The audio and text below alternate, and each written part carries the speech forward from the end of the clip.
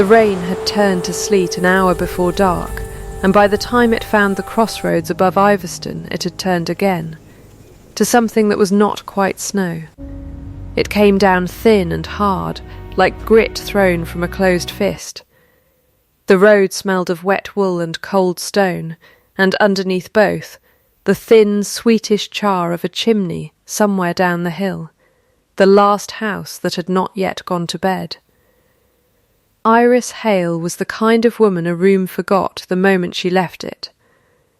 She was not pretty in any way the village had a name for. She was not plain either, not exactly.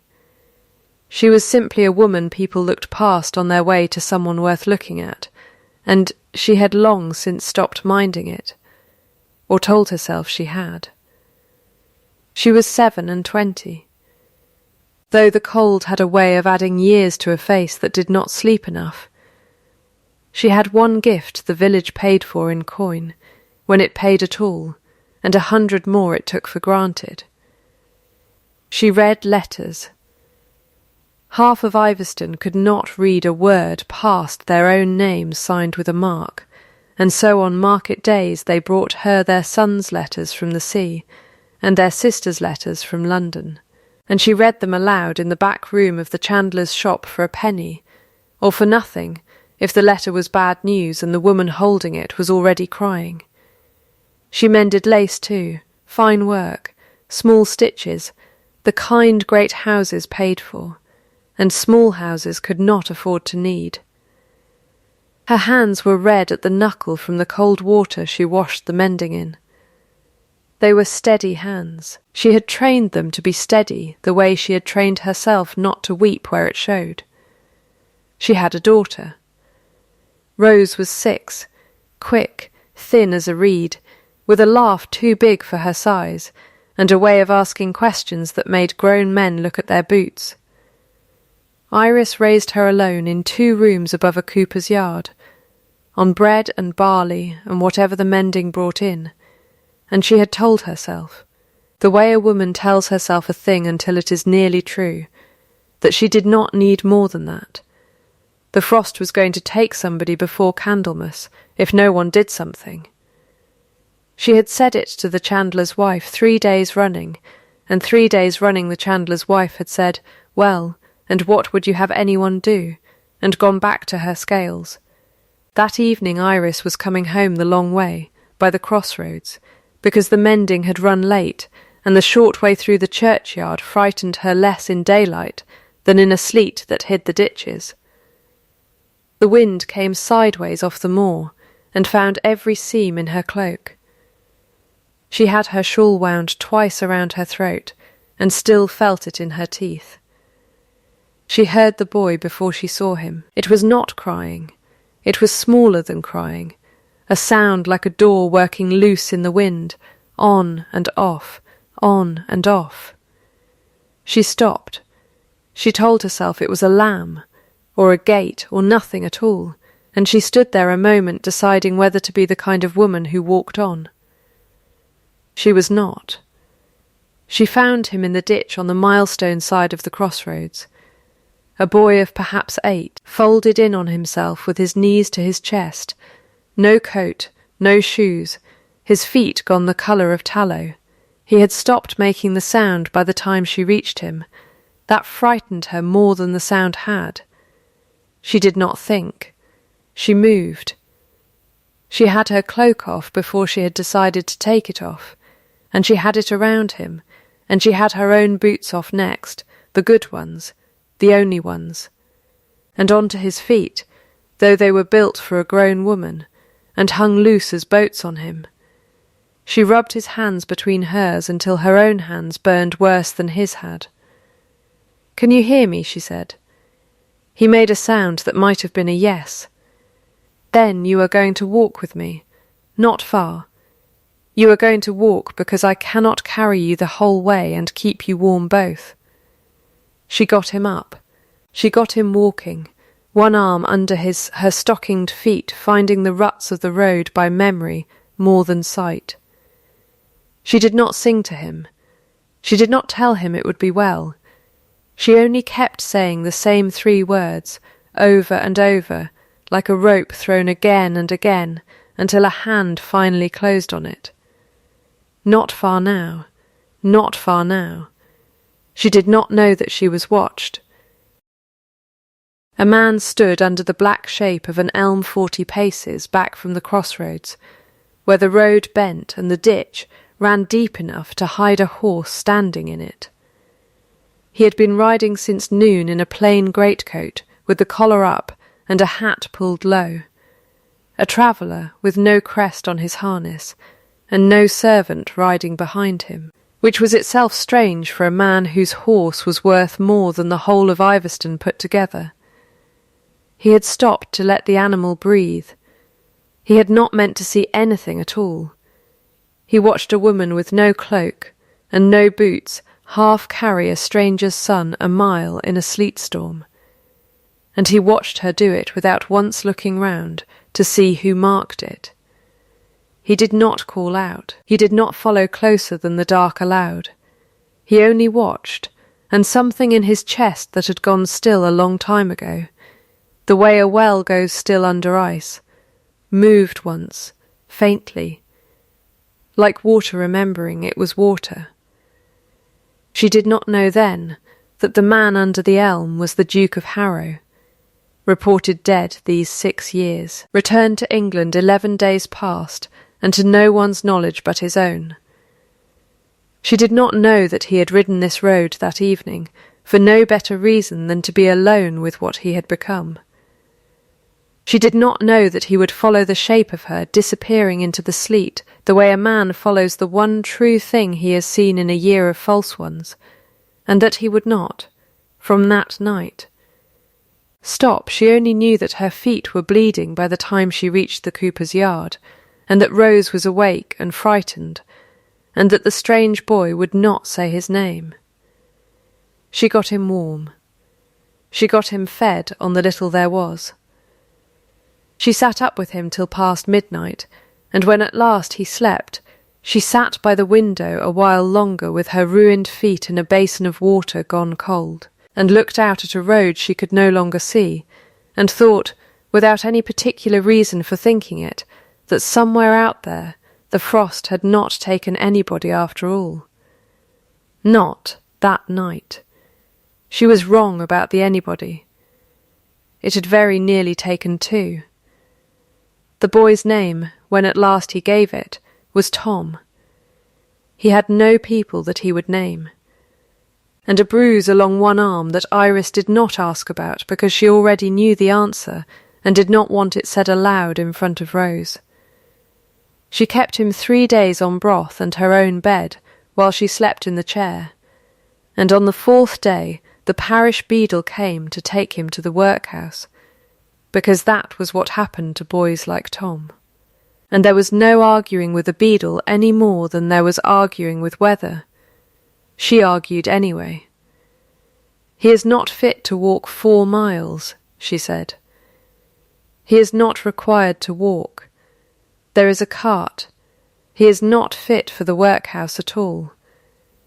He is fit for a bed and broth for another week, and then we will see." The beadle looked at her the way men in authority look at women with no husband and 2 rooms above a cooper's yard, which is to say, as if her opinion were a kind of weather too, something to be waited out.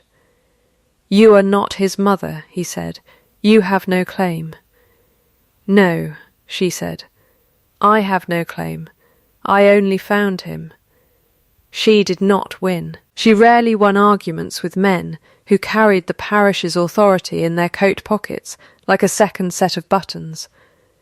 But she walked beside the cart the whole 4 miles, in borrowed boots 2 sizes too large, and she made the beadle promise, in front of witnesses, that the boy would be fed before he was set to any work, and she did not cry once the whole way. Though her throat ached with the want of it, she refused the shilling the beadle offered her at the gate for her trouble. "I did not do it for a shilling," she said. "Then why did you do it?" She had to think about that. "Because no one else had," she said at last, and someone was going to have to. She would have said the same thing to anyone. She would have done it for anyone. That was the whole of it, and she never once thought to make more of it than that. What she did not know was that a note had already gone ahead of her, in a hand she did not recognise, to the master of the workhouse, instructing that the boy called Tom be kept from heavy labour, be given a second blanket, and be examined by a physician at the first sign of fever, all costs to be met by a gentleman who wished his name withheld. The workhouse master had raised an eyebrow at the note and pocketed the coin that came with it, and asked no further questions, because gentlemen who wished their names withheld generally paid well for the privilege. Iris never saw the note. She went home to Rose and the mending, and thought no more of the matter, beyond a fortnight of unease that ended, at last, when word came round that the boy was mending well, and had been set to light work in the kitchen garden, out of the wet, out of the cold. She was glad of it in the plain way a person is glad to hear a worry has come right, and she went back to her lace and her letters, and did not know she had been seen at all. 3 days later a girl came to the cooper's yard with a message that the housekeeper at Harrow Court required a woman skilled in fine mending, for work on the household linens and the late Duchess's laces, which wanted careful hands and had found none in the county to suit. The pay offered was more than Iris had seen in a 12-month. She did not ask why she, of all the women in Iveston, had been sent for. She only put on her one good dress, the boots that were hers again now, mended and resoled by a cobbler she could not truly afford, and walked the 2 miles to the court gates before her courage could fail her. She did not know then that the housekeeper who greeted her at the servants' door, abroad, dry, unhurried woman named Mrs. Pruitt, had been given her name by a gentleman she called only Sir, and that the gentleman had described the woman he wanted in words so exact, the shape of her hands, the colour of her cloak, the way she carried herself, that Mrs. Pruitt had known at once he had seen this woman somewhere he had no business being, and had asked no questions, because that was how she had kept her place at Harrow Court for 30 years. Mrs. Pruitt looked Iris over now, once, the way a woman looks over a horse she has already decided to buy. "You'll do," she said. "Mind the east linen closet is not to be disturbed. Mind your hands are clean before you touch the old lace, it does not forgive oil, and mind you speak plain to me, and to no one else in this house, until you have been here a month, and know who is worth speaking to." "Yes, ma'am. There is a gentleman about the place from time to time," Mrs. Pruitt said, and something in her voice changed so slightly that Iris nearly missed it, "who oversees matters for his grace in his absence. He is called Mr. Ash. If you meet him you will find him civil enough, though not talkative. Do not let his manner trouble you. He is not unkind. He has simply forgotten how to be otherwise, of late." Iris said she would remember that, and did not think much more of it, and went to work on lace so old and so fine it seemed made of frost rather than thread, and did not know that the gentleman called Mr. Ashy was, in every particular that the law and the church and 6 generations of Ashes before him could make him, the Duke of Harrow himself, home from a grave that had never truly held him, and standing, at that very hour, on the far side of a closed door, listening to the sound of her voice answering his housekeeper, for the first time in 6 years, without letting himself be seen. She met him properly a week later, in the long gallery, where she had gone to fetch a frame for the lace and lost her way among the portraits. He was standing before one of them, with his hands behind his back, very still, the way a man stands before a grave he visits out of duty rather than grief, or grief so old it has learned to wear duty's clothes. He did not look like a steward. She noticed that much and set it aside, because it was not her place to wonder what a man of business ought to look like. He was tall, and not handsome in any way the ballad singers would trouble to rhyme. His nose had been broken once and set indifferently. His eyes were a grey so pale they looked, in that northern light, almost the colour of the frost she had waded through a fortnight before. He was perhaps 32, though grief had put lines in him that 30 years alone had no right to. "You are lost," he said. "Not a question. I am looking for the frame room, sir, 3rd door. Not the 2nd. The 2nd is a dressing room no one has opened in some years." A pause. "You are the woman with the lace. I am, sir, Mrs. Pruitt speaks well of your hands." His eyes went, briefly, to them. Red at the knuckle still, from years of cold water. He did not remark on it, and something in his not remarking on it told her he had noticed everything there was to notice. "They are only hands, sir.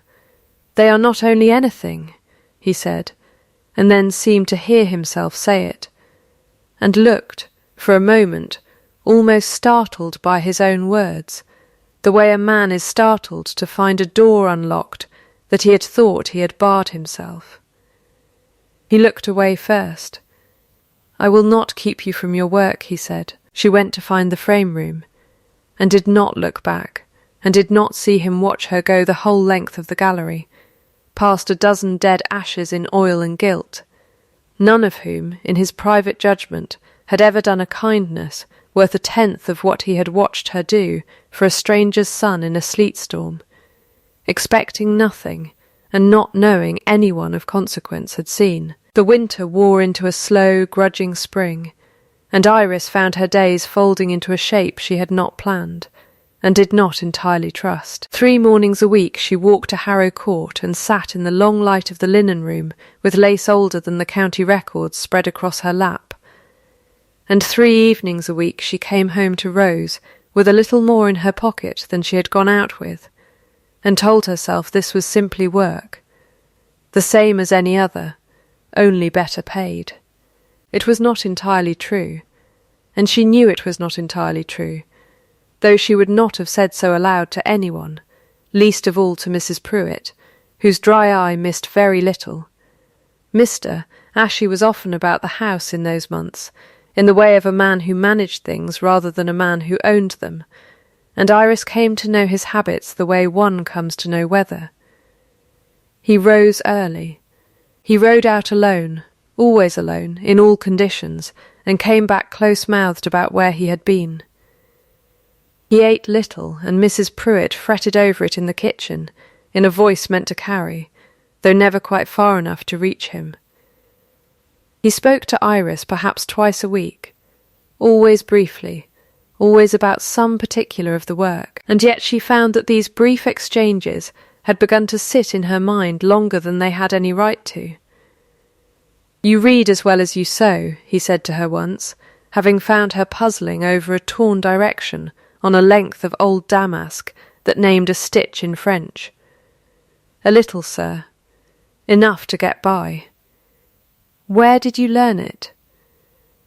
"My mother taught me, before she died. She had been a governess once, before she married beneath what people thought she ought to have. She said a woman who could read owed it to herself to keep the skill up, whatever became of her afterward. She sounds," he said, "as if she was right about a great many things."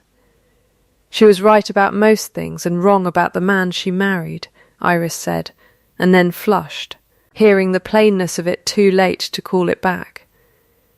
He did not look offended.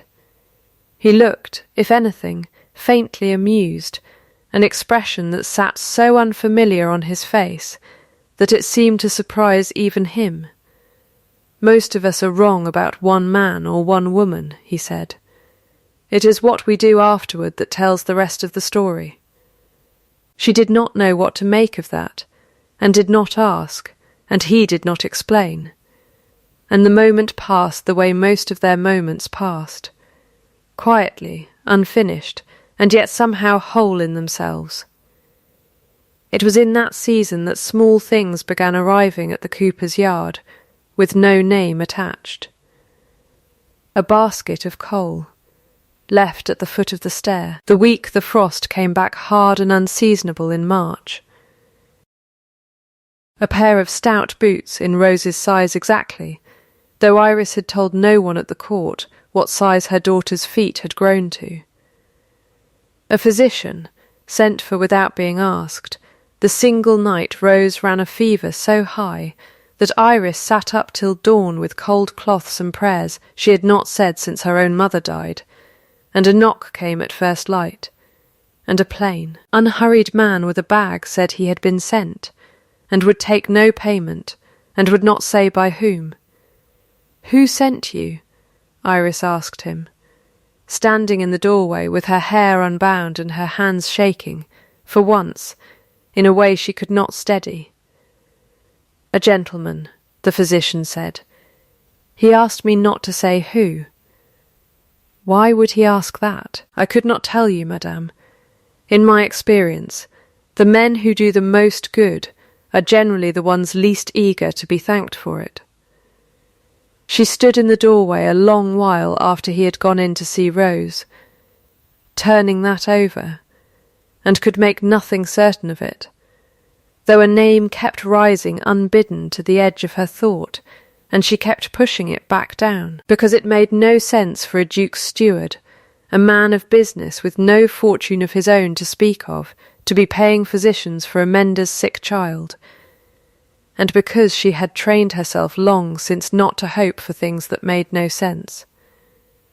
She did not know then that the coal, the boots, the physician, and a dozen smaller mercies besides, all traced back through a chain of quiet instructions to the same closed hand, and that the hand belonged to a man who sat each night in a cold study at Harrow Court, with a letter he had begun and abandoned 100 times, a letter meant to tell her everything, and could not yet find the courage or the right shape of words to send. The spring assembly at Harrow Court was the first the estate had held in 6 years, since before the old Duke died and his heir was lost and mourned and never, until 11 days before Iris found a boy in a ditch, found again.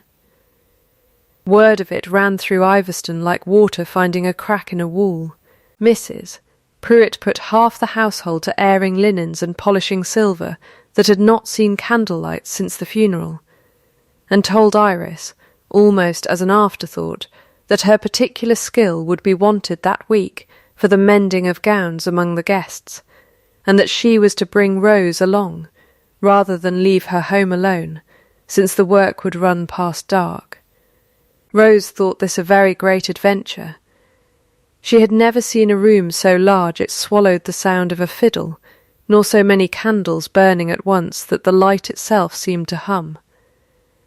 She was given a corner near the servants' door to sit quiet in, with strict instruction not to wander, which she kept for the better part of an hour, and then did not keep at all. Lady Editha Voss arrived among the first guests, and the room seemed to arrange itself around her the way a room arranges itself around cold. She was the late Duke's sister, aunt to the man everyone now called His Grace, and she had run Harrow Court's affairs of consequence, marriages and mournings both, for the better part of 2 decades, and she meant to go on running them. She had brought with her, on this occasion, a young woman of excellent family and indifferent warmth, named Lady Constance Pride, whom she introduced to every corner of the room, as though reading a deed of sale. Iris kept to the sewing-room most of the evening, called out twice to mend a torn hem in the passage, rather than in full view, and it was on the second such errand, kneeling in a doorway with a needle between her teeth, that Lady Editha found her. "You are the mending woman," Lady Editha said. It was not a greeting. "Yes, my lady. I am told you found some beggar's brat on the road last winter and made a great show of your charity over it. Iris kept her eyes on the hem. I found a child freezing in a ditch, my lady. I do not know that I made a show of anything. No, Lady Editha said. I dare say you would not know it, if you had. Women of your sort rarely do. You mistake want of manners for goodness of heart, and the world, more fool it, is generally taken in. She looked Iris over once, the red knuckles, the turned him of her own gown, the plainness of her altogether. It must be a comfort to have so little, that any small thing you do looks large by comparison. Iris did not answer at once. She finished the stitch she was on. She bit the thread. She stood and smoothed her skirt, and only then looked Lady Editha in the eye. I would have done it for anyone, my lady, she said. I did not do it to look large. I did it because the child was cold and I was not. How very simple you must be, to think that answers anything. It answers the only question I was asked, Iris said, and dropped a small, correct curtsy, and went back to her needle, and did not let her hands shake until she was 3 rooms away, and certain no one of consequence could see them. She did not know that someone of consequence had, in fact, seen every word of it from the far end of the passage, where he had come looking for his aunt to settle some question of precedence, and had stayed, unseen, to hear the whole exchange through to its end. His jaw set so hard, it ached him for an hour after. It was in the ballroom not a quarter-hour later that Rose slipped her corner at last. She had grown tired of watching skirts go by at knee-height, and had gone in search of the music itself, and found, at the edge of the great room, a tall, grave man standing entirely alone against the wall, while every other person in the room gave him a wide, careful berth, the way people give a wide berth to a thing they do not understand and are a little afraid of. No one asked him to dance. No one, Rose noticed, hardly looked at him at all, except sideways and quickly away again. She thought this was very sad. She had not yet learned that some kinds of loneliness are chosen, or that some men stand apart on purpose. She only saw a person nobody would talk to, in a room full of people talking, and she walked straight up to him in her 2 large borrowed shoes, and looked up into a face far above her own. "You are all by yourself," she said. He looked down at her for a long moment, as though she had spoken to him in a language he had once known well and half forgotten. "I am," he said. "May I dance with you?" The words dropped into the small space around them like a stone into still water, and for one held breath nobody near enough to hear them moved at all. A man did not dance with a child at such gatherings. It was not done. It would be remarked on, and not kindly, and he knew it before she did. He knelt instead, which surprised the room rather more than dancing would have, and brought his eyes level with hers. "I would like nothing better," he said, "but I think perhaps we ought to walk it instead of dance it, since you and I are neither one dressed for a proper turn about the floor. Will that serve?" Rose considered this with the gravity of a magistrate. "It will serve," she said. He took her hand, small and cold, in his, and walked her the length of the room, and back once, slow, unhurried, while half the assembly pretended not to watch, and the other half did not trouble to pretend. He did not smile, not exactly, but something in his face loosened that had not loosened in a long while, and Mrs. Pruitt, watching from the doorway with a tray she had forgotten she was carrying, had to set it down before she dropped it. Iris came round the corner in time to see the end of it, her daughter's hand in the hand of a tall stranger she took at first glance for some lord she did not know, and her heart stopped so completely, she thought, for one instant, that it might not start again. She did not know then that the man kneeling to speak with her daughter, as though she were the only person of consequence in the room, was the same Mr. Ashe whose ledgers she had never once seen him carry, the same steward who spoke to her twice a week of stitches and damask, and that within the week she would learn precisely who he was, and what it would cost her to have loved him a little, unknowing, before she knew. Rose came running back to her a moment later, breathless, delighted, entirely unaware that she had done anything at all remarkable. He was sad, she told her mother, by way of explanation, so I asked him to dance. Everyone should be asked, at least once. Don't you think, Mamma? Yes, Iris said, very quietly, watching the tall man rise and turn away toward the far doors without once looking back at her. I think everyone should. She did not sleep that night, though she could not have said, if pressed, exactly what kept her waking.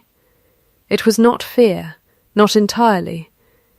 It was the shape of a question she did not yet have words for, turning over and over like a stone in a shoe. The days after the assembly went strange and thin, the way days go when a person is waiting for something without knowing what it is they wait for. Iris went back to the linen room out of habit more than anything, and found Mr. Ashe absent 3 days running, called away, Mrs. Pruitt said, on business that could not wait. On the 4th day Lady Editha came to the linen room herself, which she had never once done before, and stood in the doorway with her gloves still on, as though the room itself might soil her. I understand, Lady Editha said, that you have made yourself something of a fixture here. I mend the lace, my lady, nothing more. You mend the lace, and you are seen walking the gallery with the steward, and your child is seen taking his hand in front of 40 guests of quality, and you say nothing more. Lady Editha's mouth made a small, precise line. I have kept this house from scandal for 20 years, and I do not intend to let a mending woman and her forward brat undo the work in a season. You will finish the pieces you have begun. You will not be wanted after. Iris set down her needle very carefully. Have I done poor work, my lady? You have done work above your station, and drawn eyes above your station, which is worse. I did not ask for the eyes. No, Lady Editha said. That, I confess, is the one thing I believe of you. You never do ask. You only manage, somehow, to be seen asking nothing, and to be rewarded for it regardless, which I have found, in women of your sort, to be its own kind of design. She turned to go, then paused at the door. Finish the lace, Mrs. Hail, and take your daughter home, and keep her there. Iris finished the lace. 3 days later, without waiting to be told again, she took her daughter home, and did not go back. It was Mrs. Pruitt who came to find her. A week after that, on an evening when the last of the spring light lay long and gold across the cooper's yard, and Rose was asleep, and Iris sat alone with a basin of cold water and hands that would not stop wanting to shake. You have not been to the court, Mrs. Pruitt said, from the doorway, not waiting to be asked in. I have not been wanted at the court. That is her ladyship's opinion. It is not the only one that signifies. Mrs. Pruitt came in, uninvited, and sat herself down at the table as though she had done it 100 times before, which, in a manner of speaking, she nearly had. I have known you 3 months, Mrs. Hale, and I have said little of what I know, because it was not mine to say. I think it is past time someone said it. Said what?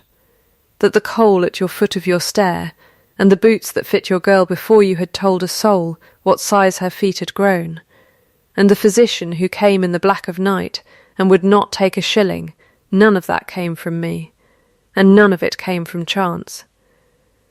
Mrs. Pruitt folded her hands on the table. It came from Mr. Ash, every piece of it. He has been paying for your girl's health and your own ease for the better part of half a year, and he asked every single time not to be named for it. Iris did not move. Why would a steward do such a thing? Because he is not a steward, Mrs. Pruitt said, and I think, Mrs. Hale, that you have half suspected it a good while, and have not let yourself finish the thought. The room was very quiet. Somewhere outside a dog barked twice and fell silent. He is His Grace, Mrs. Pruitt said. He has been His Grace since his father died, and word came that he himself was lost at sea, near 6 years past. He was not lost. He was taken, in the way of war, and held where no letter could reach home, and by the time he was free to write, the family had long since had him buried in every book that mattered, and it suited certain persons in this house that he stay buried a little longer than the truth required. Certain persons, Iris said, very low. I have said what I mean to say, Mrs. Pruitt said. The rest is his to tell, if he has the courage for it, which I begin to think he does not, left to himself. He has written you a dozen letters, Mrs. Hale, by my own reckoning, and burned every one before it left his desk. Iris sat a long while after Mrs. Pruitt had gone, with her hands flat on the table to keep them from what they wanted to do, and thought back over every quiet exchange in the gallery, every unremarked comment on her hands, every strange, sudden softening in a face that did not know how to soften, and felt the whole shape of the last half-year rearrange itself into something she had not let herself see, because she had not dared to want it to be true. She thought of her own husband, 6 years gone, a young officer with grey eyes and a broken nose from a boyhood fool, married to her in secret in a country church, because his family would never have countenanced a governess's poor daughter for a son who might, in time, inherit a dukedom none of them then expected him to live long enough to hold. She thought of the letter that had come, black-bordered, telling her he was lost at sea, and of the family that had turned her from the door within the month, denying the marriage outright, burning, she now understood, whatever record might have proven it, and sending her into the world with a child not yet born, and no name but her own to give it. She had believed him dead for 6 years. She had built a whole life on the belief, brick by brick, the way a person builds a wall over a well they can no longer bear to look into. And he was not dead. He had been in the same house as her for half a year, and had watched her daughter, his own daughter, ask him to dance without knowing him for what he was, and had said nothing. She did not weep. She had trained herself long since not to weep where it showed, and there was no one there to see it in any case, which she supposed distantly was its own kind of answer to how she had lived. She only sat very still in the last of the gold light, and waited for morning and for whatever it was going to bring. He came the next evening, on foot, without a servant, in the same plain greatcoat he had worn the night of the sleet storm, and stood at the foot of the cooper's stair, with his hat in his hands, like a man come to confess to a magistrate, rather than a woman he had once married in a country church for love. She did not ask him in at once. She stood in the doorway with the last of the daylight behind her, and looked at him a long moment. The broken nose, the grey eyes gone paler still with whatever this last day had cost him, and said only, "You had better come up." He came up. Rose was asleep in the inner room.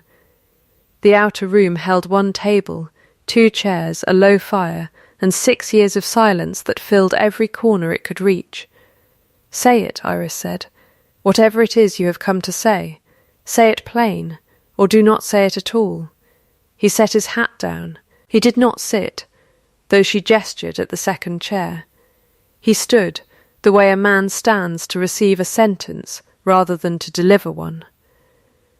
"My name is Gideon Ash," he said. "It was Gideon Ash when you married me, and it is Gideon Ash now, though the world has added a title to it I did not ask for, and have never wanted the way other men want such things. I was not lost at sea. I was taken prisoner in the 2nd year of the war, held where no letter of mine could reach further than a locked room. And by the time I had bought or begged my way free of it, 4 years had passed, and I came home to find myself already buried, already mourned, and you already gone from the house with no word left as to where." "Your aunt told me you were dead," Iris said. "She told me the marriage was never legal, that the register had been lost in a fire, that I had best take what small charity the family offered and go, before I disgraced a name I had no true claim to." "There was no fire," Gideon said. "There was a page torn from a register and burned in a grate in this house, by her own hand, and I have the word of the clergyman who performed the ceremony, alive still, in a parish 2 counties distant, that he kept his own copy of the entry all these years, against exactly such a day as this." Iris said nothing. Her hands on the table were very still. "I found you again 11 days after I set foot back in England," he said. "I did not come to you at once. I told myself I needed to be certain, to gather proof, to see the register copy safely into my own hands before I disturbed a life I had already ruined once by dying in every record but the truth. That is the reason I gave myself, and it was not a lie, but it was not the whole of it either." "What was the whole of it?" He was quiet a long moment. The fire popped once, and settled. "I wanted to see who you were," he said, "when you did not know a duke was watching. 6 years in that house taught me exactly what people become, in front of a title. I have watched grown men weep with gratitude over favours they'd have refused to grant a beggar. I have watched women who would not give a crust to a starving child fall over themselves to praise my grief, because grief in a duke is fashionable. I did not know any longer what was true and what was performance, and I did not trust myself to know it, not after everything that had been taken from me by people who smiled while they did it. So you watched me," Iris said, "not knowing who was watching. That was the test." "It was not meant as a test of you," he said. "I had no doubt of you. I had loved you before I had a title to hide behind, and I loved the woman I saw give her own cloak to a stranger's son in a storm, not knowing anyone of consequence would ever hear of it. That was never in question." His voice roughened. "It was myself I did not trust. I did not know if I could still be simply a man, to anyone, ever again. I needed to know that I could stand in a room and be spoken to plainly, be corrected, be told my aunt's cruelty by its right name, by someone who had no notion what standing to gain by flattering me instead. You gave me that 12 times over, and never once knew you were giving me anything at all." "And Rose," Iris said, very low. "You let her ask a stranger to dance, your own daughter. You let her stand there not knowing." "I did not plan that," he said, and for the first time his voice broke properly, the plain, unpractised break of a man who has forgotten how his own grief sounds aloud. "I have never in my life been so unmade as I was, kneeling in that ballroom, by a child who did not know me, offering me the one kindness in that whole gathering that cost her something and asked nothing back. I did not plan it. I have thought of nothing else since." "You should have told me," Iris said. "That night. The very next morning. Not left me to hear it from Mrs. Pruitt, 3 days after your aunt turned me from the house like a servant caught stealing." "I know it," he said. "I have no defence for the delay except that I am a coward in exactly one particular, and it is this one. I did not know how to give you back 6 years and ask you, in the same breath, to forgive me the keeping of them." For a long moment neither of them spoke. The fire settled again. Somewhere in the inner room Rose turned over in her sleep and murmured something neither of them could make out. "I am not asking you to forgive it tonight," he said at last. "I am not asking you for anything tonight. I came to tell you the truth, all of it plainly, because you have never once had it plain from me or from this family, and you were owed it before anything else was owed you. Whatever you choose to do with it is yours to choose. I will not press you for an answer. I would rather have your no, freely given, than your yes, because you felt a duke had asked, and a poor woman does not refuse a duke." "I did not marry a duke," Iris said. "No," he said. "You married a young fool with a broken nose who had no notion then what his family was capable of. I am asking you now, not to take back the wife of that fool, but to consider, freely, in your own time, whether you might have any use at all for the man he became." She did not answer that. She sat with her hands flat on the table and looked at him a long while, and he let her look, and did not fill the silence with anything more, and at last he took up his hat and made to go. "I will not come again," he said, "unless you send for me. You have my word on that, whatever else you think my word is worth now."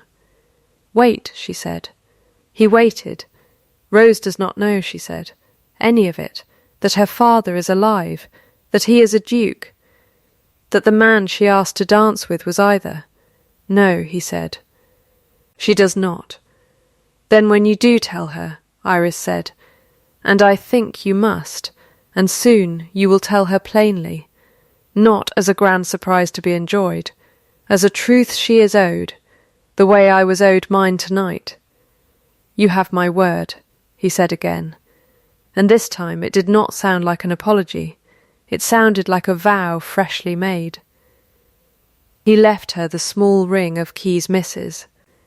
Pruitt had given him to leave, in case Iris wished to come and go from the court without waiting to be admitted, and did not ask her to use them, and walked back down the hill in the dark without once looking back, though it cost him more than the 6 years in that locked room had cost him, not to.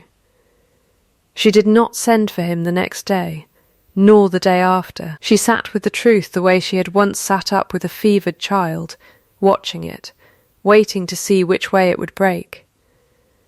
She thought of the register page, kept safe 2 counties distant by a clergyman, with no reason to lie.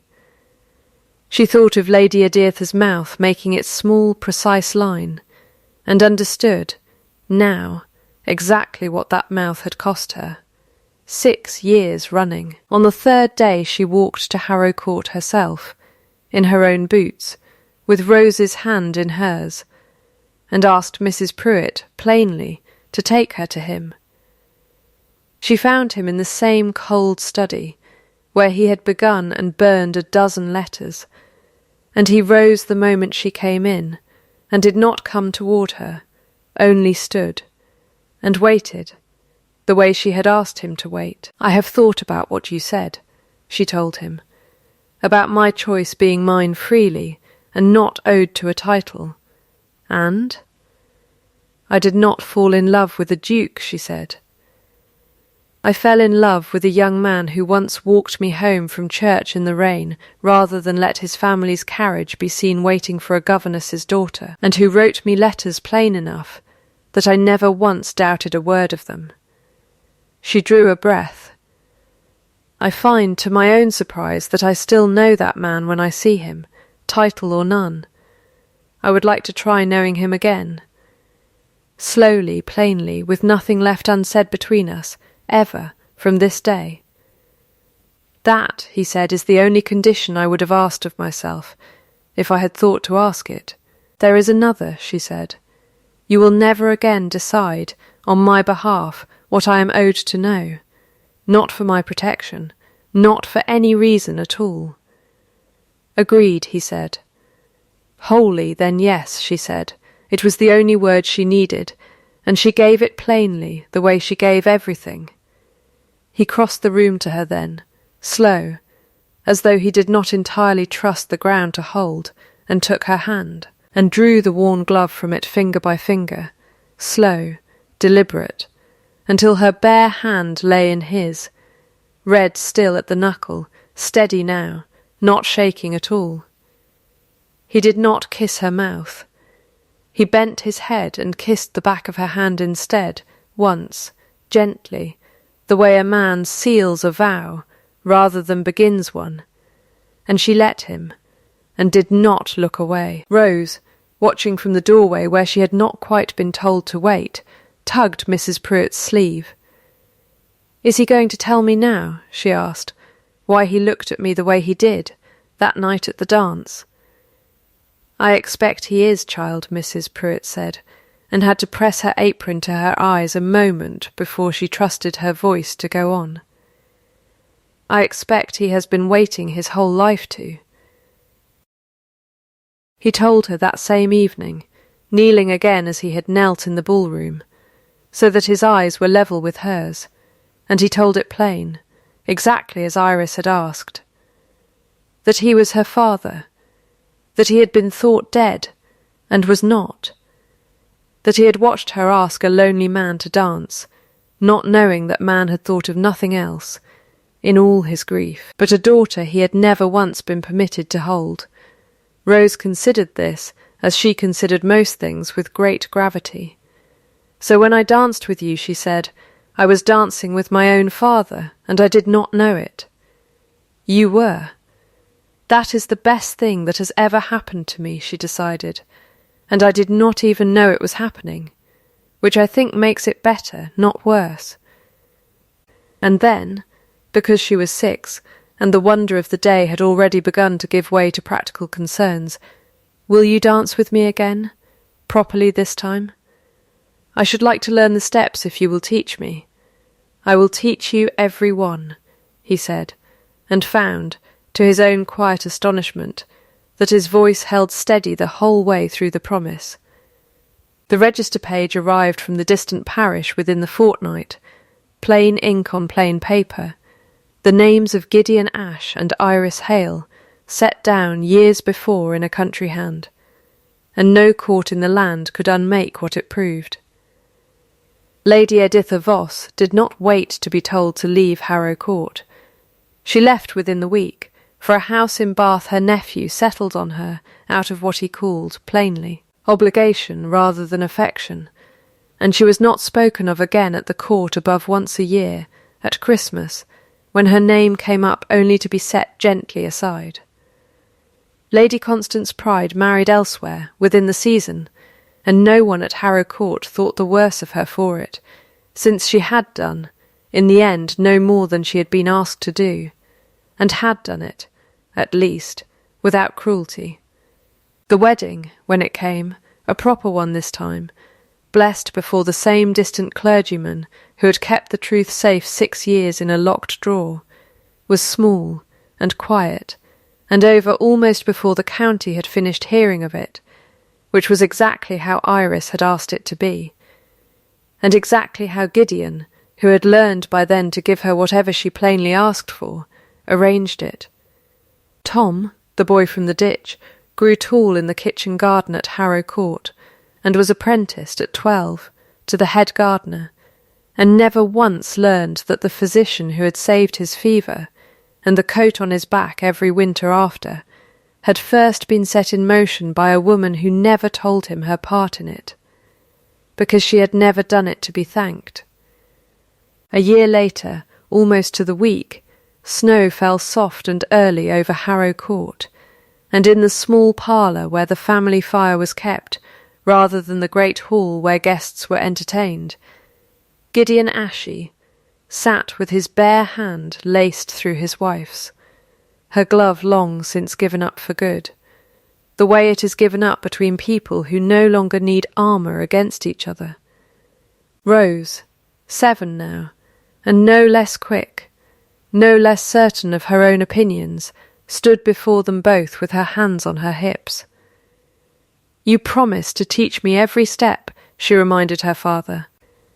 "I did," he said, and rose, and bowed to her with all the ceremony he would have given a duchess, and led his daughter in a slow turn before the fire, while her mother watched from the low chair, with her bare hand still warm from his, and did not look away, and did not need to hide that she was glad.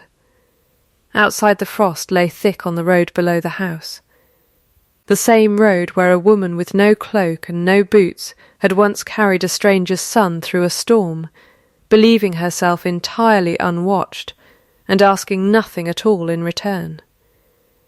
The bridge over the near stream, mended that autumn at the new Duke's quiet order, held steady under the weight of the snow, the way it would go on holding, winter after winter. Long after the story of why it had needed mending was forgotten by everyone but the 2 people who remembered it best. A person is only ever truly known by what they do when they believe no one is watching, and it is a rare and quiet grace when someone is watching after all, and loves them all the better for it.